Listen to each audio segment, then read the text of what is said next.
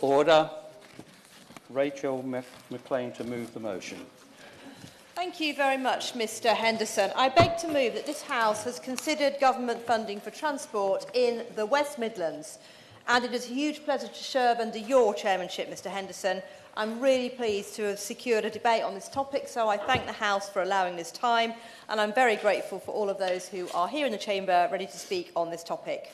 I must start by explaining to anybody watching this, I will confine my own comments to Redditch, my constituency, and its connections to the major conurbation of Birmingham. It's a peculiarity of Parliament that the debate title must focus on West Midlands, not simply my own constituency, but of course it does allow other colleagues with wider geographical reaches to speak as well. Mr Henderson, every time I'm out and about in Redditch and the villages of Inkborough, Cookhill, the Lenches, Hanbury and Abbots Moreton, it's inevitable that transport in all its forms is raised with me. And that's because transport is key to our local economy, for levelling up and for people's opportunity to literally get on their bikes and better themselves, something that we Conservatives believe in strongly in our very best traditions of our Conservative values. And that's why one of the key pledges I made to my constituents when I was elected for the first time in 2017 was to improve local transport. And as an MP who represents both rural and urban and suburban residents, I know that there are a wide range of transport needs which vary widely depending on where people live. And to say a word about this, people are often bemused when I explain that the current constituency of Redditch County, that's the name of it, even though there is no county called Redditch, before everybody writes in, and the new areas which are included in the new constituency, which will be up for election after the next boundary changes, includes villages, rural and farming areas, and in particular, the new constituency that I will be the candidate for at the next general election includes Wychbold, Dodderhill, Stoke Prior, Harvington and Norton, and obviously their connections there to Droitwich and Bromsgrove and Evesham are also very important. So that being said, we are close to Birmingham. It's the major economic centre. It's vital for people's work, study and leisure opportunities. So before securing this debate, I asked my constituents to give me their views on the transport network in Redditch. I asked them about roads, rail, bus and traffic issues around the constituency, and I will broadly structure my remarks around the answers that they gave. And if people watching this have missed sending me their thoughts, they can still do so, and I'll be posting the link on my website and my Facebook page. I'll turn first to motorists. After all, Redditch is a new town which was constructed with the car at its heart. In fact, Redditch is the proud owner of England's only cloverleaf roundabout. Everybody is welcome to come to Redditch and experience driving round the cloverleaf roundabout and many others. Dual carriageways, of course, around the town allow for quick and easy access everywhere. And equally, my rural constituents living in more remote areas rely on cars to get around, especially where other transport options might be limited. And so the responses to my survey reflected the central part that cars play in my constituents' lives. And road quality was an issue that was highlighted in particular, with 52% of the respondents expressing their dissatisfaction with the quality of roads in their area. Now, the roads, of course, in Redditch, under the two-tier system of government that we have in our area, are managed by the County Council, Worcestershire County Council, not Redditch Borough Council. Again, something that can cause confusion, but I know as a local MP how irritating and dangerous potholes and other obstacles, such as flooding and debris, can be on the roads and the damage this could do to your vehicle. I'm very happy to give way to my friend from Strangford at this point. Can I, first of all, congratulate the Honourable Lady. In the questionnaire the Honourable Lady sent out, Mr Chairman, that the issue of meeting net zero targets, was that part of it? If it was, if we have to meet net zero targets, then we have to have an infrastructure in place. And I think what the Honourable Lady is saying, if it's not in place, then you can't meet your net zero targets. And it also means that you can't deliver on the buses that you'd like to have for the rural constituency that she represents. Well, the Honourable Gentleman's raised a very important issue. That wasn't specifically included in my survey this time round, but I do know that the issue of net zero, of course, is something that we must aspire to achieving. In fact, we've legislated for it, we're committed to it. But at the same time, we have to accept the reality of people's lives, that they need cars to drive around in, whether they're electric or petrol and diesel. So we must make sure that the infrastructure is there, whether it's to support the transition or the roads will be very important, whether the cars and the buses are electric or fossil fuel vehicles. So, just returning to my argument, Mr Henderson, I know that the government recognises the issue of road surfaces, and of course we all know that some of the HS2 funding has been reallocated to improve roads locally. We have, in Worcestershire, we've received over £4 million, £4,766,000 to be precise, to repair and resurface roads in Worcestershire over the next 2 years. And that funding is from the £139,000 allocated to Worcestershire County Council as part of the government's long-term plan to improve local roads. But I would like the Minister, when he sums up, to advise me how quickly this can be spent on our roads in Redditch, in our borough and in the Wychhaven areas I represent, and how much of that funding for the County Council can be allocated to Redditch Borough Council, so I can make sure that they are hitting those targets and that they are spending it in the right places. While I'm talking about roads, I would urge anyone who spots a hazard on their road or road that they're driving on to raise it with the County Council directly. They have a good reporting system, and I know that they do get crews out to fix them. But if they are experiencing or struggling with that service, please contact me. I will raise it on your behalf, because they can and they do respond to road surface issues and potholes when it's raised, and they have a website for that. So, moving on to traffic. Another 43% of people responded that traffic was an issue in their area. Whether it's roadworks or school pickup times, there are a number of reasons that we have traffic around the area. I know that the road surface funding I outlined previously can actually help on the speed of roads, because drivers don't have to slow down to avoid potholes. But I also know that at pinch points and pressure points, for example, the school run, that's something I experienced many times myself as a parent, we can see traffic building up around school gates, and that can be dangerous, both for the parents and the children and for the people that live around those areas. That's why I work really hard with all the local partners, in particular in the Brock Hill estate, near Hollyoaksfield First School, about those challenges for people getting in and out of their estate. And I had some very constructive discussions with the developers and the school itself, and of course I stand ready to help any other school that experiences those problems. Of course, speeding drivers are not only a nuisance, but of course they're dangerous. They create noise as well. So I know that the Minister's department is looking at noise cameras. So can he update me? Is he rolling those out, and will we be able to see those in use in Worcestershire? Because in particular in the Headless Cross and Oakenshaw area, that is a real menace, and the Minister, I'm happy to brief him in more detail on that. So it's very important that with the current cost of living challenges that people face, we support motorists and we remove prohibitive costs associated with driving. So I support what the government's doing by maintaining fuel duty at the current levels for a further 12 months, extending the temporary 5p fuel duty cut, and also cancelling the planned inflation-linked increase for next year.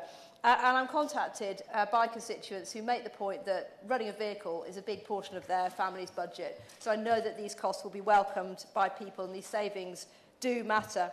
And I think the other issue where we've seen a real debate around this challenge is on the 20-mile-an-hour speed limits in England. And I really welcome that the government's taking a pragmatic, proportionate approach to prevent their blanket use in areas where it's not appropriate, and amending the guidance on low traffic neighbourhoods. What a stark contrast, Mr Henderson, with Labour-run Wales, where we've got this blanket 20-mile-an-hour speed limits, which is having a massive impact on the Welsh economy to the detriment of local people. And of course, we also see anti-driver and anti-car policies all over Labour-run London, where Sadiq Khan is punishing and penalising hard-working people for using their cars. And of course, while Labour insists on those top-down anti-motorist policies, we Conservatives know that cars are a unique means for freedom, for people to fulfil their potential. And I will give way when I finish my remark. We must tackle, of course, issues of poor driving and speeding. And so I welcome all the work that my newly re-elected Police and Crime Commissioner, John Campion, is doing. I've been helping him in Ashford Bank in particular, tackle speeding, dangerous speeding, and I will renew my work with him now he has been re-elected. I'll give way very briefly to the gentleman. Thank the member for giving way. Would the member agree with me that the NO2 levels and the clean air adversely affects people's health, especially children? And would she not agree that that air quality needs to be fixed, and rather than take responsibility by the government, they have pushed that on to local authorities?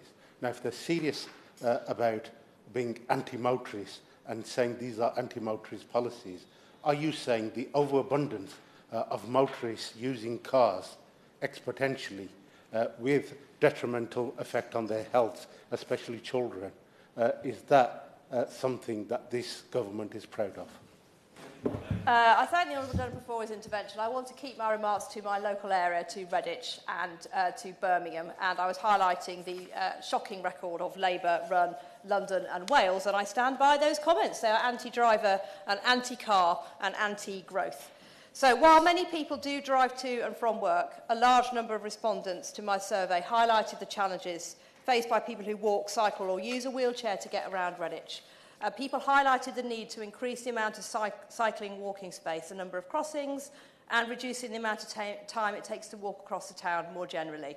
The accessibility of footpaths was raised with me, with those in wheelchairs and mobility scooters often having difficulty with high curbs. And I discuss these issues on a regular basis with the local borough and county council, and can the Minister advise me what more I can be doing to make sure that these issues are addressed on a really practical level across our town, so that we can help people who walk to work or cycle to work to get there faster and safer.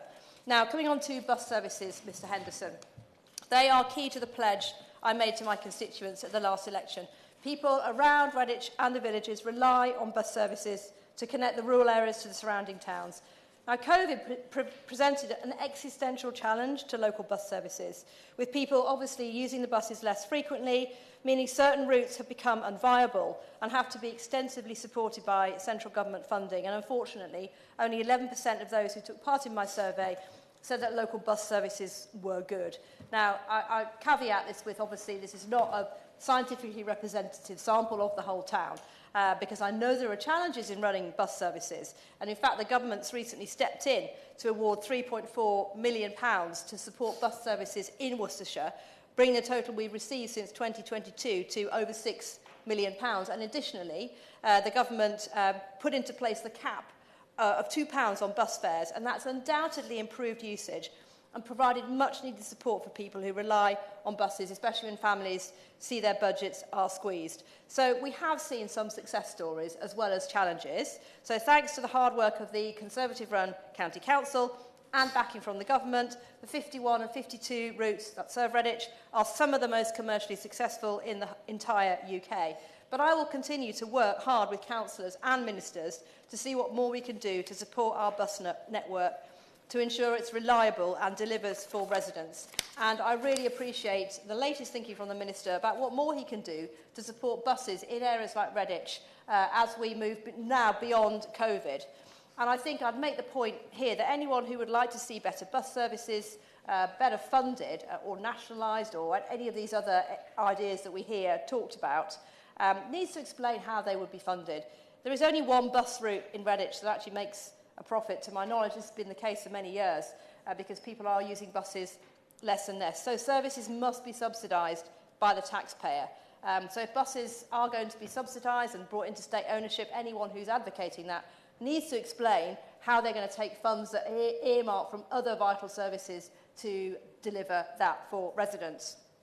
I mentioned at the start of my speech, because of our fortunate position so close to Birmingham, it's essential we have a reliable connection to it, so my constituents can choose to work in or visit the city with relative ease while living in the town. Now, we had 3 trains per hour to Birmingham before COVID, and for some strange reason that I really am not clear on, Mr Henderson, we now only have 2 trains per hour. Now, we must return to that immediately. It's past time for that to happen. The future of the train station is being discussed by the County Council and by the Midlands Hub. I'm going to continue my discussions with all the relevant partners in this space. It's essential that any plans are aligned with the overall vision to level up and regenerate Redditch. Of course, I give way to my honourable friend from Aldridge Brownhills. Thank you. I'm grateful to my honourable friend for bringing this debate forward. But on that specific point about trains and railway stations and the Midlands Hub, the former mayor of the West Midlands, you will know, Andy Street, had a vision for transport that included funding for train stations, including Aldridge train station, and to restore train services for the first time in around about 60 years. So does she agree with me that funding long-term transport objectives, projects such as the Midlands Rail Hub, Aldridge train station, remain imperative, and it's incumbent upon the new mayor of the West Midlands to actually deliver these projects on time and on budget and actually publicly announce that he will back them? I thank my right honourable friend for making that point, because those issues that she has highlighted in her constituency were the fruits of a really healthy collaboration between ourselves as local MPs across the West Midlands and, of course, the outgoing Mayor Andy Street, who we pay tribute to, and also welcome to his position the new Labour Mayor, Richard Parker. And I would add to her plea that we can all work constructively together, especially on transport projects, which cover a huge area. So it is vital that we have that collaboration for the benefit of all of our residents. No, I'm afraid I need to wind up my remarks. So despite the many challenges we face when it comes to local transport, I'm pleased that the government understands the inseparability of good transport networks and levelling up. Whether it's walking, cycling, wheeling or using a car, train or bus, we must continue to work on improving transport locally so that we can deliver on our promise to level up towns like Redditch and the villages. And I will continue working with my constituents and all the stakeholders so that we see improvements. I would finally ask the Minister a few questions. What more can he do with his colleagues in government to support local councils in tackling potholes and other hazards on our roads? Can he outline the steps the government is taking to support motorists, other than what I've already said, particularly in a time of high cost of living? And what steps is he taking with his colleagues to support bus services so we can ensure more routes are viable and sustainable and move away from government subsidies, which are ultimately only a short-term option? And what steps is he taking to make active transport more of an option in towns like Redditch, including for people with disabilities? I thank everybody for listening to the speech. I look forward to colleagues' contributions, and I thank the Minister in advance of his concluding remarks. Thank you. Given the earlier divisions, I expect that this debate will finish no later than 6:17. I expect to call the opposition spokesman at 5:54, so if it doesn't take a lot of working out to realise you haven't got much time to talk. So could I also remind people to bob, which I can see you're bobbing anyway, if you want to speak. Sorry. The question is that this House has considered government funding for transport in the West Midlands. I will call Helen Morgan. Mr Henderson, it's a pleasure to serve with you in the chair, and I also congratulate the honourable member for Redditch for bringing this important debate. So in the short time that I've got, North Shropshire is in the far-flung northwestern corner of the West Midlands, and it's a place where at the moment you really need to have a car to be able to move around. Now, I want to focus my remarks on public transport because it's worth noting, really, that moving around by car is becoming increasingly expensive and very difficult for people who are living in deprived areas that are very rural. The Rural Business APPG have found that rural households spend about £800 a year more on fuel than people who live in more urban areas. And the average distance to their supermarket, for example, is much further. And it's also the case that things like insurance are going up. So young people in particular are struggling with car ownership, and they don't have, at the moment, a viable public transport system to turn to instead. It's absolutely crucial to a healthy rural economy that people can move around. Mobility of labour is a really important supply-side issue. And if people can't move around from their town or village to have a range of places where they can work or study, we are really putting in a barrier to a thriving economy. And I think that's one of the most important points I want to make today. Now, figures from the House of Commons Library show that between 2015 and 2023, the number of miles you can travel by Shropshire in Shropshire by bus fell the most in England by 63%. And the real point behind this is that bus services, once they start to decline, become unusable and they decline even further. So we all understand the difficulties around funding and public subsidy for bus services, but the reality is we are going to have to prime them to make them commercially viable in the future, make them frequent, make them reliable, and then people will be able to use them. At the moment, if there's only one bus a day into your destination and one bus a day home, that's not a usable service, because if you miss it, you are stuck. And don't suggest a taxi, because there are none of those in Shropshire either. So this is a real problem for my constituency. I might have mentioned before that you can only get one bus service in Shropshire on a Sunday, and that includes from Market Drayton, the third largest population centre in Shropshire, which doesn't have any kind of Sunday service and also has its Saturday service to Shrewsbury and Staffordshire at risk. And it's a huge problem for young people. They can't start a college course, they can't get a job outside Market Drayton unless they make the huge financial investment of a car, many of which can't do that. And we're also really struggling for older people who may not be able to drive for a number of reasons, because they can't access hospitals by public transport easily, and they're having to rely on friends or pay extortionate amounts for very unreliable taxi services to get about. So if you live in Market Drayton in my constituency and you want to get to a college course in Telford, that's probably not going to work for you, because you can't guarantee that the bus service will still be running next year. We really need to provide rural communities with an incentive for people to stay there if they're young. And public transport is one of the most important parts. Now, I know there are lots of other people wanting to speak, so I'm just going to move off buses and onto trains. Last year, I was delighted to hear that Oswestry would be reconnected to Gubbowen by a new train line. And that project is fully funded under the Restore Your Railways project. But since it was handed over from the original campaigners to the Department for Transport, we have heard no more. Similarly, we are expecting access to all from Whitchurch Station, which doesn't have step-free access from the southbound platform at the moment. Now, we've been promised that the announcements on that funding would be made by the end of the financial year. We are still waiting, and it is starting to feel like public transport projects go to the Department for Transport to die. So can the Minister give us an update on when we might find out about those step-free access at Whitchurch Station and the timetable for the Oswestry to Gubbowen line? And I would also like to put in a plug for reopening the train station at Baschurch into Shrewsbury, because that would take a lot of people off the road. Finally, I can't emphasise enough how important mobility of labour, getting people around in a sensible way and is to our local economy. And we need to have reliable bus services that run at an appropriate frequency with initial government subsidy, so that they become reliable, they become usable, they become commercial, and people in places like North Shropshire can get about. Thank you. Sir Gavin Williamson.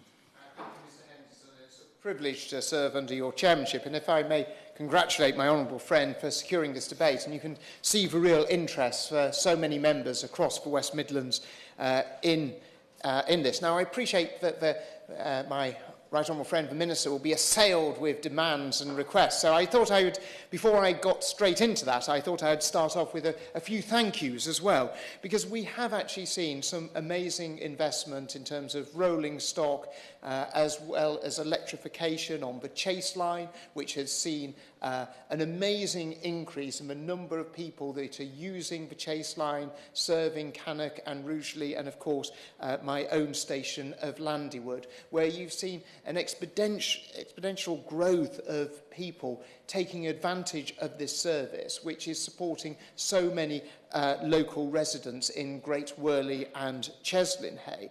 And we've also seen more frequent services in Codsall and Bilbrook that again have seen a real growth in the number of passengers before the pandemic, and also a strong rebound in passenger numbers post-pandemic as well.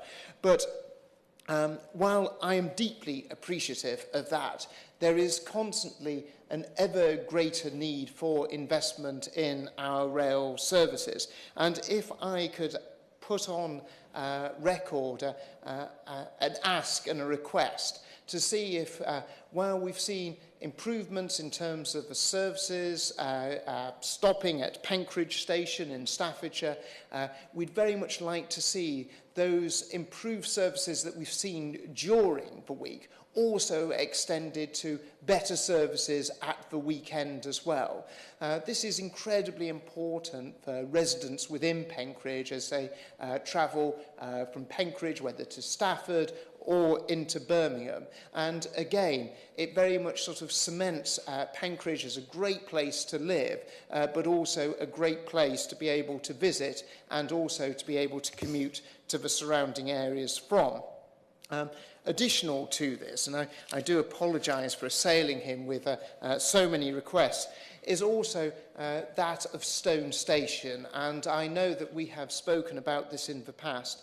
There'd be a real advantage to so many residents in Stone if we were able to have direct services from Stone going straight to Manchester. I appreciate that this is a debate about services in the West Midlands, but of course, you know, so many communities across Staffordshire don't just look towards Birmingham and the West Midlands urban conurbation, but are looking at commuting and travelling to other urban centres such as Manchester as well.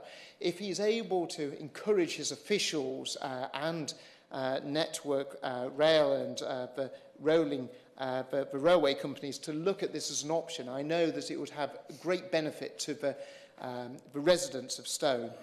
But if I could also make that additional plea of the fact that we do not have disabled access at Stone Station, meaning that actually the ability to access these vital rail services are deprived from those who are most vulnerable. And I'm not sure if it would be possible for the Minister to ask his officials to come back to me as to what options there are to maybe improve disabled access at this station.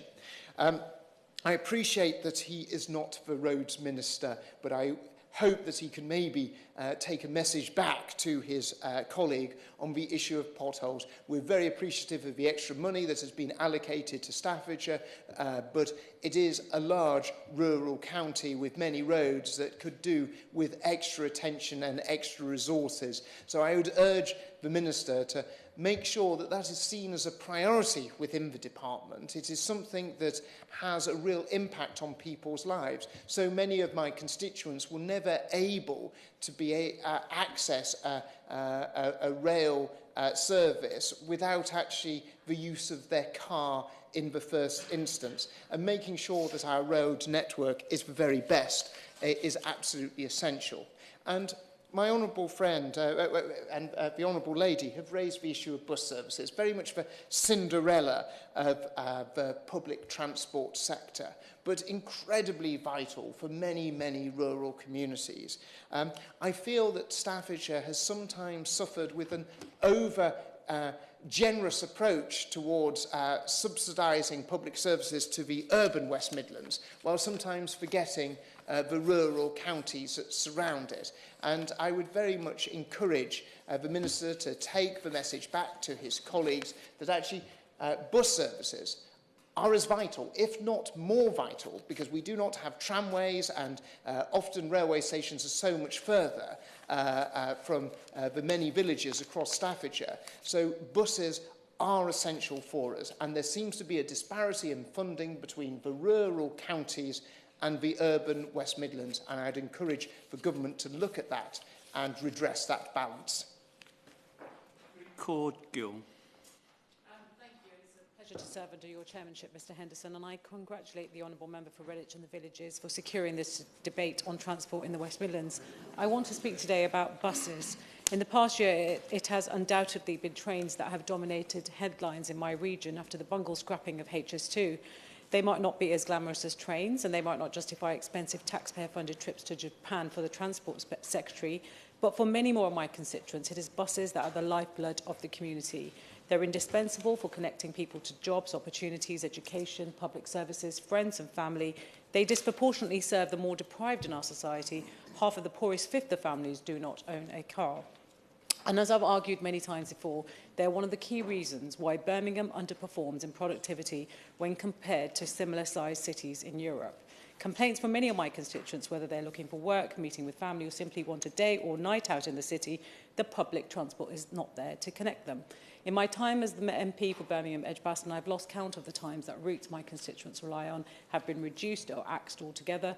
I also use buses to get around, so I have first-hand experience of this. The directors of National Express West Midlands and Diamond Buses are probably fed up with my letters, but as we are hearing, it is not just us in Birmingham Edgbaston. Across the country, thousands of services have been axed since 2010. In the West Midlands region, the total length of our bus routes has dropped by over 30% since 2010. Since 2021 alone, when the government announced its bus revolution, over 2,000 routes have disappeared across England. I want to wish the outgoing Mayor of the West Midlands well in whatever he does next, and I want to thank him for his support and for working with me. But I must say I have been underwhelmed by his record on transport. It's not just his public spat with the Prime Minister on HS2, and while our economy is 24/7, our public transport system in the West Midlands is simply not. And the people of the West Midlands voted for change this week, and with Richard Parker, I'm confident they will get it. Everyone should have access to a bus route that takes them where they want to go. You should not have to limit your life choices based on where you live.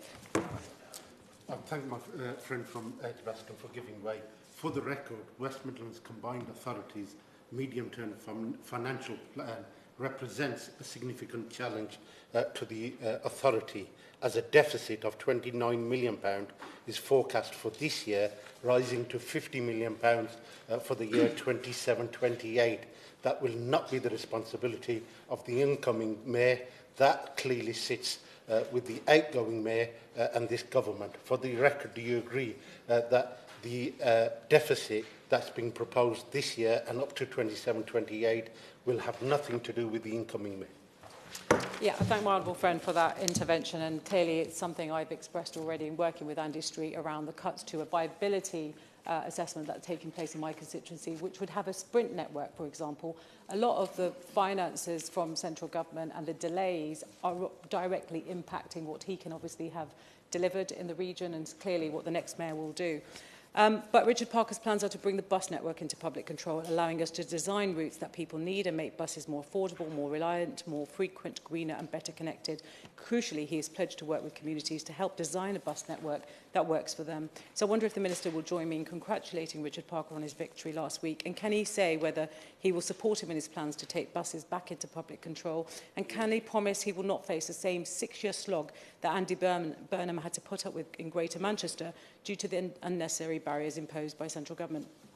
Voters have seen what they get under a Conservative-run government, paying more while getting less, whether that's 14 years and 16 billion wasted on HS2 before scrapping it anyway, whether that is Avanti West Coast execs bragging about free money from the government while cutting routes and running the worst-performing rail line in the country. Labour's plan to bring buses back into public control could create and save up to 1,300 vital bus routes and allow 250 million more passenger journeys per year. And in the West Midlands region, that would amount to nearly 160 bus routes created or saved and 40 million more passenger journeys. I'm delighted that we have a West Midlands mayor who wants to match my constituents' ambition. I hope that soon enough we will have the opportunity to vote for a government that backs him to do that too. Thank you. Paulette Hamilton. Thank you, Chair.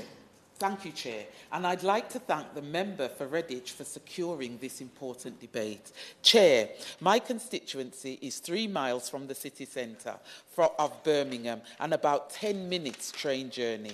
Trains are vital to our communities, but with the threats of closing ticket office and the difficulties people face booking ticket online, some of my constituents have told me they feel locked out of purchasing them. One of my constituents told me we have fine officers on trains rather than ticket officers. What this results in is a situation where people who are unable to buy a ticket at their local station, their local machine, or the tickets are not working, or they're unstaffed. What happens is they're then fined when they go on the trains because there's no way to buy them. It is clear a great utility for Birmingham is changing its practices and signalling and disregard for basic human decency. This isn't a unique story. I'm sure colleagues across the room have heard similar from their constituents.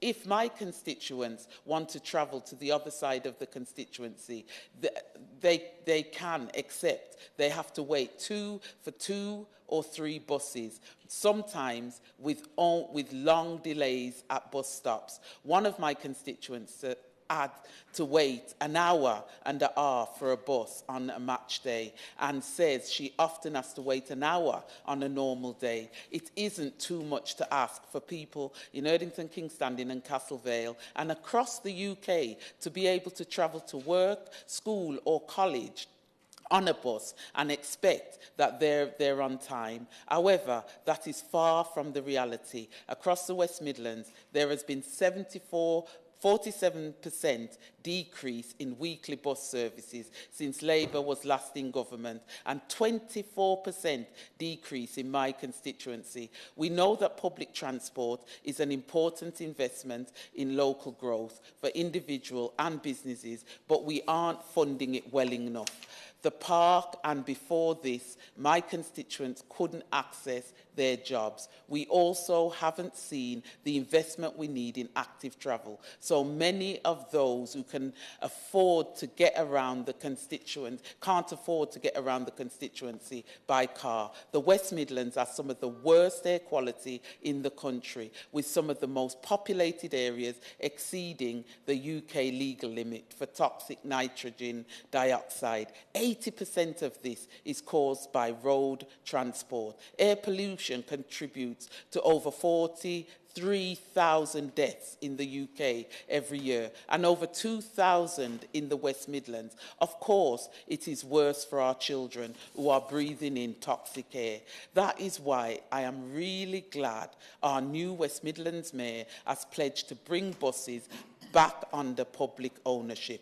The Labour has pledged to deliver the biggest overhaul to our railways in a generation. Thank you, Chair. Tahir Ali. Sorry? Oh, was it my apologies. No, I then call the opposition spokesman, Simon Lightwood. Thank you very much, Mr. Chair. And it's an honour to respond on behalf of the official opposition to this debate with you in the Chair, Mr. Henderson. I congratulate the Honourable Member for Redditch for securing this afternoon's debate, and I thank her for her contribution and dedication to such an important topic. I'd also like to touch upon some of the remarks from other colleagues in here. The member for North Shropshire is quite right that effective public transport is critical for a thriving local economy and mobility of labour. The member for South Staffordshire is quite right again in terms of regular and effective train services are really, really important. And a number of members have mentioned concerns about the accessibility of our train stations, something we also believe in very strongly. I couldn't agree more with the member for Birmingham Edgbaston in terms of the importance of buses. And her concerns about the significant cuts to bus services in her constituency. And thanks to the member for Erdington again. Delays, cancellations and cuts. I think that more or less sums up the Conservatives' record on buses. We know how important buses are to access work, schools, hospitals, and indeed to see loved ones.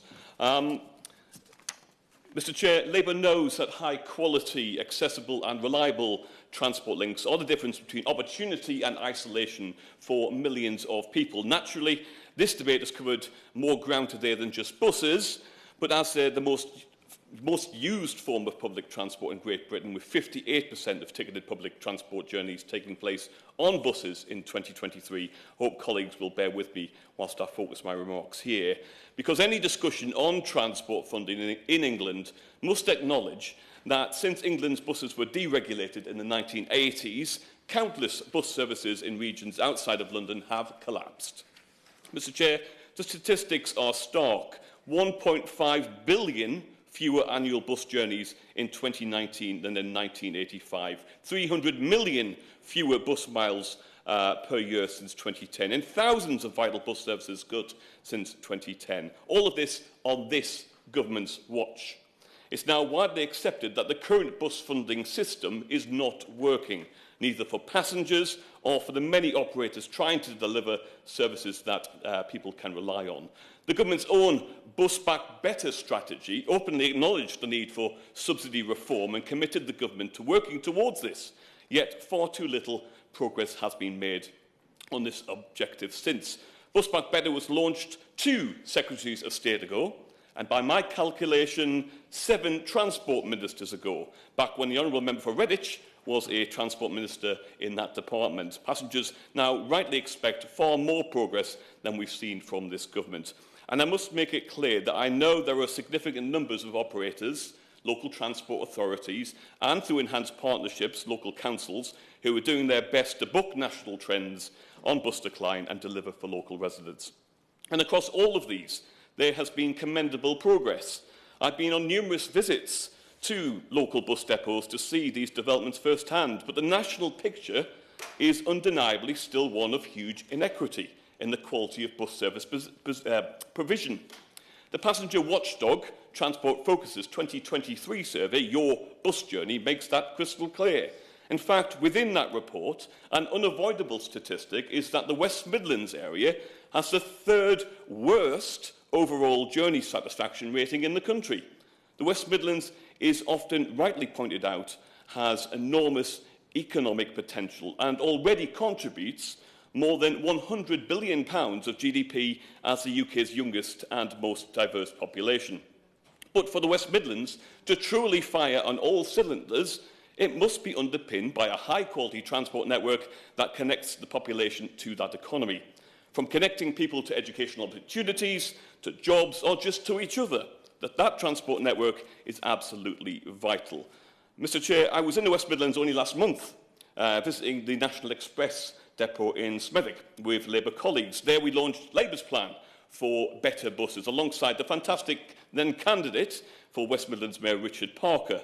And of course, I am delighted that he now joins the ranks of Labour's 11 Metro mayors after last week's truly seismic local and mayoral elections. And I can't help but recap, Mr Chair, the West Midlands now joins West Yorkshire, South Yorkshire, North Yorkshire and York, Greater Manchester, Liverpool, North East England, West of England, Cambridgeshire and Peterborough, London and the East Midlands as 11 of the 12 of the country's Metro mayors, swinging decisively to Labour.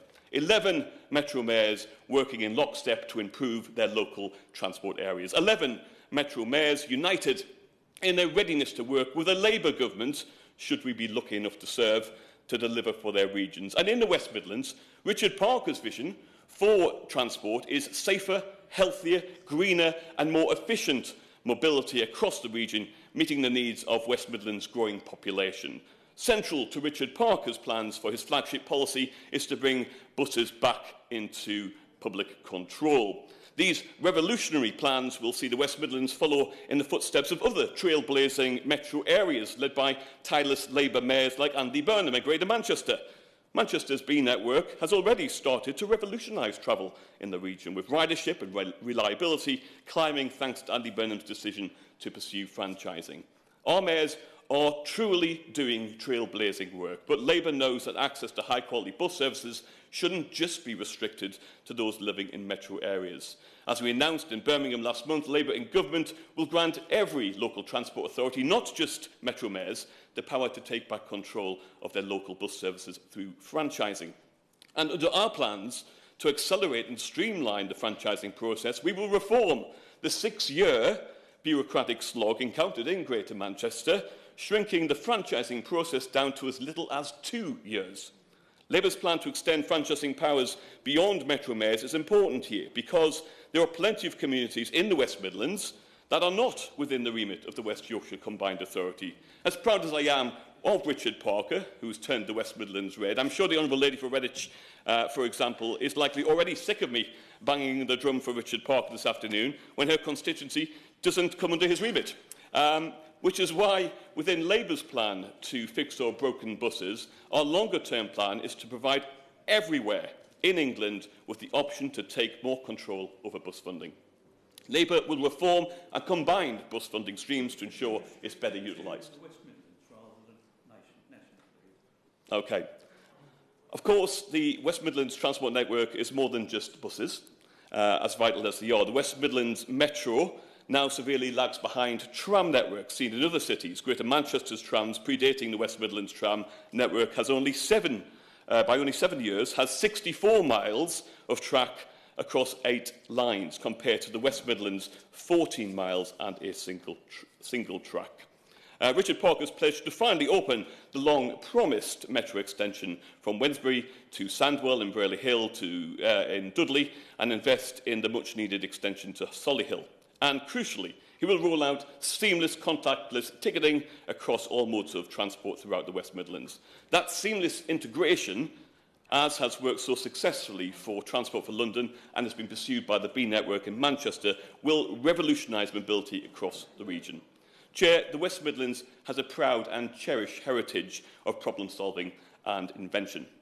With Richard Parker now at the helm to deliver for residents within the metro area, and a Labour government delivering for so many other communities in the West Midlands, we can harness that heritage to kickstart the regional economic growth that the West Midlands so desperately needs. Labour is clear that high-quality transport befitting of the UK's second city region is at the very heart of making that possible. Thank you, Chair. Mr. Hugh Merriman. Mr. Henderson, it's a pleasure to serve with you in the chair, and can I congratulate my honourable friend, the member for Redditch, for securing this important and timely debate. She, I and everyone in this room will agree that funding improved transport across all modes and indeed in all regions is both necessary and important. And today we have come together to talk about funding for the West Midlands. And I thank all honourable and right honourable members who have contributed to the debate this afternoon, highlighting the real experiences of the communities that they represent. I'd also like to take this opportunity, Mr Henderson, to thank Andy Street as the outgoing Mayor of the West Midlands Combined Authority.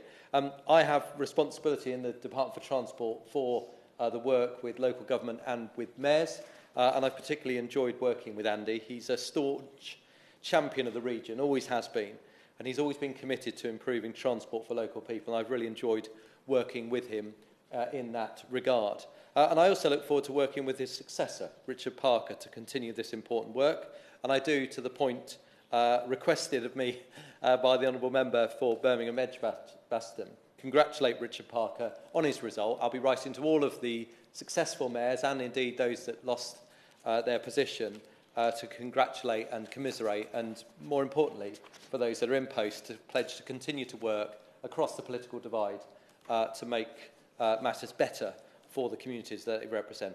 Now, my honourable friend, in her notice when she promoted this debate, and can I congratulate her on really involving her constituents in this entire debate, that's sort of democracy in action.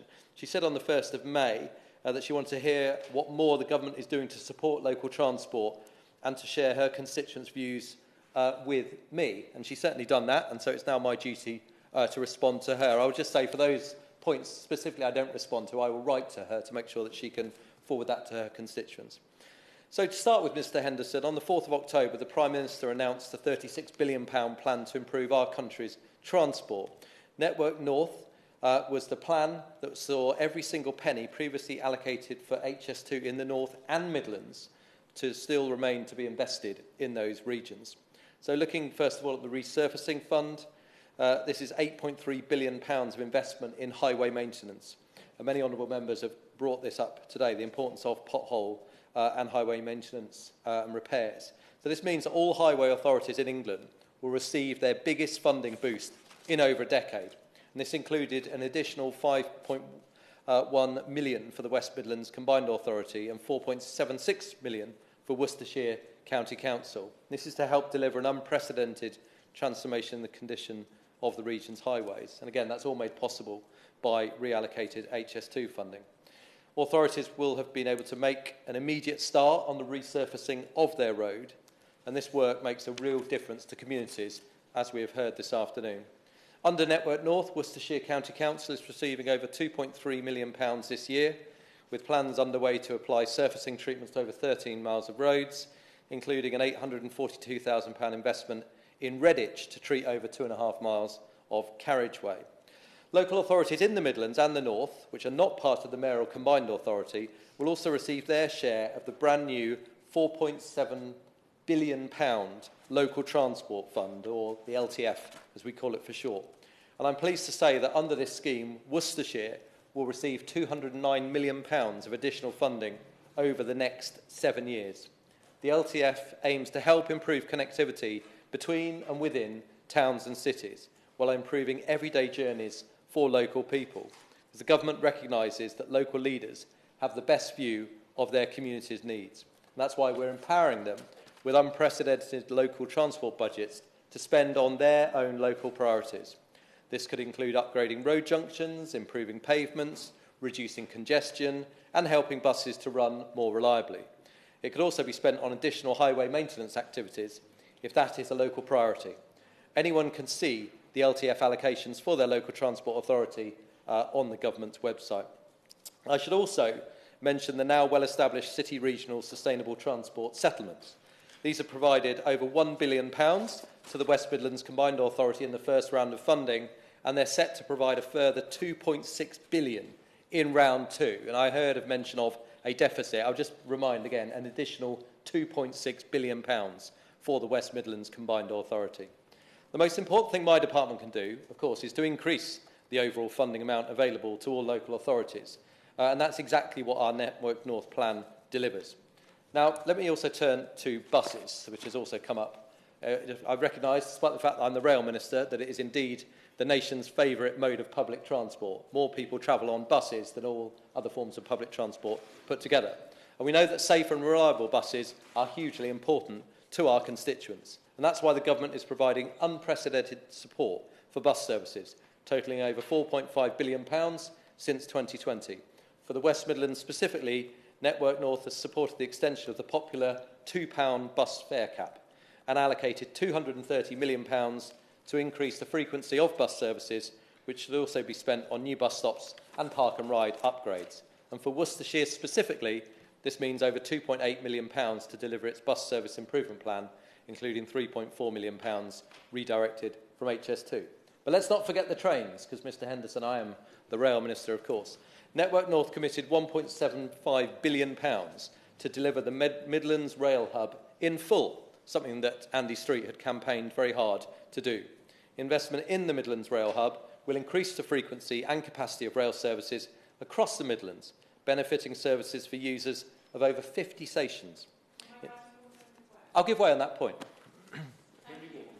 My intervention will only be brief, Mr Henderson, but just on the specific point of the Midlands Rail Hub and trains, I welcome the work that the Minister has done to support the previous Mayor Andy Street in terms of delivering, taking a step forward with Aldridge train station. Will he continue to work with us and the new Mayor to make sure we do deliver that train station, but also work on looking at the open access route from Wales to Euston Station with a stop at Aldridge? Henderson, I'm very happy to give that commitment to continue to champion the Midlands Rail Hub, but also the inclusion of Aldridge Station, because my right honourable friend, the member for Aldridge Brownhills, has been an absolute champion of this, has made a number of interventions on me in the chamber to support this, and I very much hope that that's something that the new Mayor will continue to do. She's got it to this stage, so has Andy Street, and I'm sure the new Mayor will be taking it forward, and I'll certainly be looking to talk to him about that to pass on her interest in this. And indeed, in February, the Secretary of State for Transport announced £123 million to fund and design the first phase of the Midlands Rail Hub. And the improved Midlands Rail Hub services are likely to run from the early 2030s. So we have the plan in place. We now need to ensure the new Mayor is on board with that as well. So that will also include benefits for the cross-city line from Redditch to Birmingham. Network North investment will see the cross-city line return to 6 trains per hour in total, including 3 to Redditch, and that's as my honourable friend has pushed and asked for, so I can give her that commitment. Of course. I welcome that, of course. I'm delighted to hear that commitment for 3 trains from Redditch to Birmingham, which is obviously something that I work very closely with the outgoing Mayor, and I hope to work with the new Mayor. Can you tell me when that service will be able to be started for the benefit of my constituents? Thanks, Ms Henderson. I'll write to her with that specific, and so I can give her that timeline. I don't have it here, but I'll make sure we write to her and give her more guidance on that. My officials are working closely with the West Midlands Rail Executive, who are the joint client for the West Midlands Train Industry Partners on the entire project that we talk about here, and to find and deliver the earliest solution. Redditch Station, I applaud the work that Redditch and Worcestershire councils have done to develop plans for improving the station in the heart of the Redditch Railway Quarter. This will help the area to compete effectively with nearby towns for economic activity and growth, whilst improving connectivity and opportunities for sustainable travel. I'm very keen on this project, and I'll be certainly looking further into it, and I thank her for raising it. I'm also pleased that the A38 Bromsgrove Route Enhancement Programme, funded by my department, is now being rolled out, which I'm sure will be well used by Redditch residents to access Bromsgrove and Worcester once complete. I would also like to focus and highlight my department's desire to enhance rural mobility, something that's important to me as a rural constituency MP and was raised by the Honourable Member for Shropshire North, who rightly highlighted the importance of rural mobility. We have published the Future of Transport Rural Innovation Guidance to help support local authorities, and we've made up to £3 million of funding available to support rural transport innovation to tackle transport challenges in rural areas. And further, we are supporting the 7 subnational transport bodies to establish a centre of excellence on rural mobility. Can I come to a few points with time that have been raised by honourable and right honourable members on the floor? As I said, I'll come back to my honourable friend, the member for Redditch, with specifics. She did ask about noise cameras. And we have, within the department, published research and analysis on the efficiency of noise cameras. We did so in the March 2024 plan for drivers. We are evaluating findings before we consider the next steps, but it is a matter we're keen to take forward. We know it's a real blight for constituents, and so we're keen to do more on that front. The honourable members for Birmingham, Edgbaston and Erdington talked about devolution and actually the desire for franchising. I should say that's very much driven by this government. Since 2010, we have looked to devolve more powers to the regions because we take the view that the regions are those that know best what their local solutions need to be, and they're represented in many instances by the mayors that I work with. So the government's buses bill extended franchising to mayoral regions. Manchester have taken this on. As I've said, there was some time taken to actually find that place. But the West Yorkshire mayor recently announced that West Yorkshire would be taking franchising forward. So the point I make is that if the West Midlands mayor decides he wishes to take forward franchising for buses, that's a power that we have devolved down, and that will be a matter, and we will support that bid as we have with others as well. So I just want to be absolutely clear that it wouldn't have happened had we not devolved those powers and those mayors had not taken those powers. With regards to the Honourable Member for North Yorkshire, just to be absolutely clear, the command paper on Network North made it clear that the Oswestry-Gabowen line would be reopened with a new stop at Park Hall. Also local to the area, we're looking to build a new station in Mere on the existing Crewe Derby line and reopen the disused Barrow Hill and Stoke Leek lines. So that commitment was there. We will be bringing more detail out on that, so I can give her that assurance.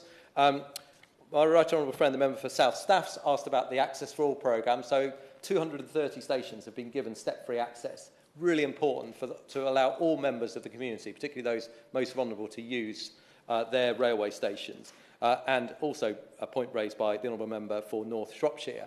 And we will be looking at the next tranche. We have 300 really good bids. We'll be looking very shortly to announce the latest that we will take forward because there was a £350 million commitment from Network North to further roll out access for all and accessibility at stations. Really important. And also that we actually get those that we've already promised delivered as well. I'm really determined and committed on that particular front. And my right honourable friend, the member for South Staffs, never fails to push the point for more rail services. He's right on the Chase line electrification, the growth in passengers, more frequent services in rail. But he has pressed me for more investment so that the weekday services that Penkridge receives can be transferred to weekends and that Stone Station gets its direct service to Manchester. That is a matter I'm taking forward with those he's asked me to take forward with, and I'll certainly convey his concerns on pothole funding to the Roads Minister as well. Other points that have been raised, Mr Henderson, I will ensure that I write back to any member that's raised them so they've got that detail. And again, just to conclude, I'm delighted that the honourable member, my honourable friend for Redditch, has given us all the opportunity to discuss, debate and celebrate the significant investment that has been made available for transport in the West Midlands and in particular in her constituency of Redditch. She always pushes for more for her constituents and we always listen to her. and we will continue to do so. The Government's Network North plan will continue investing in the journeys that matter to local people, bringing jobs, opportunities and growth to this region and beyond, and I'm pleased we've been able to debate this matter this afternoon. Thank you. Rachel McLean to sum up. Thank you very much, Mr Henderson, for giving me this opportunity to conclude this debate. I think this has been an excellent debate. It's been very well supported by colleagues from all over the wider West Midlands region. I want to extend my thanks to all my colleagues across the House and also from Northern Ireland who've taken part in the debate today, highlighting the vital importance of transport connectivity, whether it's bus, rail, of course that's the Minister's own portfolio, whether it's active travel, walking, cycling, all the means of transport, and of course the use of the car, which is the essential route to freedom for our constituents. We must continue to enable constituents to use their cars to travel around their areas. I'm proud to represent my constituency and the concerns of Redditch people across Redditch and the villages. Transport affects everybody every day, whether they are going to work, whether they're going out with their friends, or whether they're going to study and improve opportunities. And I will look forward to the Minister's response on all the numerous points that I've put to him. I'm sure he will come back to me with a comprehensive response, and I will be anticipating that eagerly. I'll be sharing it with my constituents. Thank you again, Mr Henderson, and thank you to the Minister. The question is that this House has considered government funding for transport in the West Midlands. As many as are of that opinion say aye. Aye. Of the contrary, no. I think the ayes have it. Order, order. The sitting stands adjourned.